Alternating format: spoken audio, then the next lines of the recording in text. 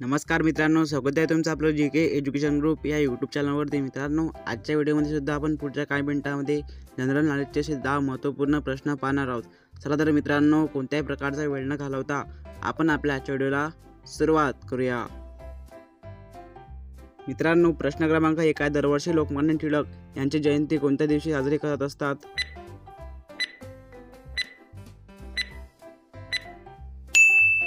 उत्तर option number D 23 जुलै। दरवर्षी लोकमान्य टिळक यांची जयंती 23 जुलैला साजरी करत असतात।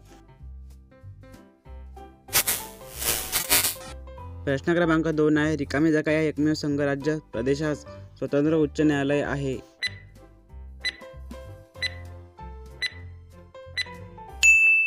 उत्तर option number A Delhi. Delhi या एकमेव संघराज्य प्रदेशात स्वतंत्र उच्च न्यायालय आहे। प्रश्न क्रमांक 3 आहे, सरहद्द गांधी या नावाने कोणाला ओळखले जाते?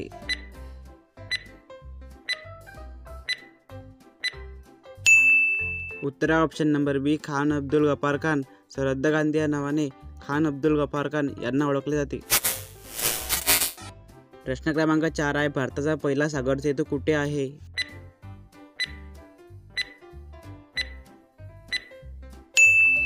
उत्तर ऑप्शन नंबर सी मुंबई। भारताचा पहिला सागर सेतू मुंबई येथे आहे। प्रश्न क्रमांक 5 आहे, तंबाखूमध्ये असणारे विषारी द्रव्य कोणते आहे?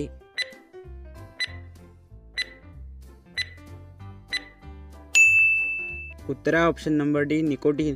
तंबाखूमध्ये असणारे विषारी द्रव्य निकोटीन हे द्रव्य आहे। प्रश्न क्रमांक 6 आहे, कोणत्या देशामध्ये फक्त 825 लोकच राहतात?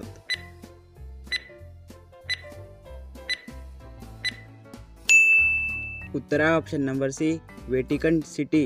व्हॅटिकन सिटी हे जगातील सर्वात कमी लोकसंख्या असलेले देश आहे, ज्यामध्ये केवळ 825 लोकच राहतात।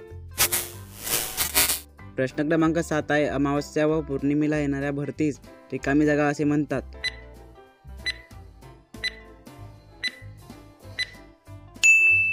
उत्तर ऑप्शन नंबर सी उधाणाची भरती। मित्रांनो, चंद्र आणि सूर्य यांच्या गुरुत्वाकर्षणाने सागराच्या पाण्याच्या पातळीत होणारा नियमित चढ म्हणजे भरती व उतार म्हणजे ओहोटी।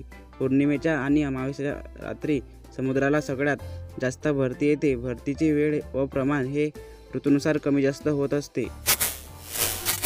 प्रश्न क्रमांक 8 आहे, रक्तातील तांबड्या पेशींचा नाश होणे हे कोणत्या रोगाचे लक्षण आहे?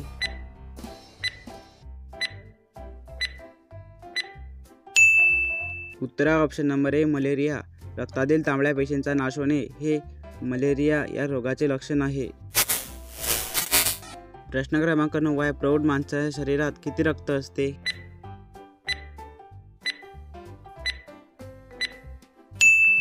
उत्तर ऑप्शन नंबर सी 5 ते 6 लिटर। प्रौढ माणसाच्या शरीरात 5 ते 6 लिटर रक्त असते, तर नवजात मुलांच्या अंगामध्ये फक्त 1 वाटीभर म्हणजे 200 ग्रॅम भरेल एवढेच रक्त असते।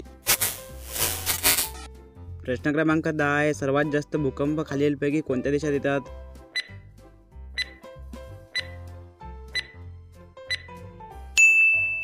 उत्तर option number D Japan. Japan या देशामध्ये एका वर्षात सुमारे 5000 भूकंप येतात, पण जपानकडे असलेल्या प्रगत तंत्रज्ञानामुळे आजकाल जास्त जीवितहानी होत नाही। मित्रांनो, आजचा व्हिडिओ कसा वाटला मला कमेंट करून नक्की कळवा। तुमच्या पण एखाद्या अभ्यासू मित्रापर्यंत हा व्हिडिओ नक्की शेअर करा आणि असेच मराठी क्विजचे व्हिडिओ पाहण्यासाठी आपल्या चॅनलला सबस्क्राईब करायला विसरू नका। भेटूया का पुढच्या नवीन व्हिडिओमध्ये। जय हिंद, जय महाराष्ट्र।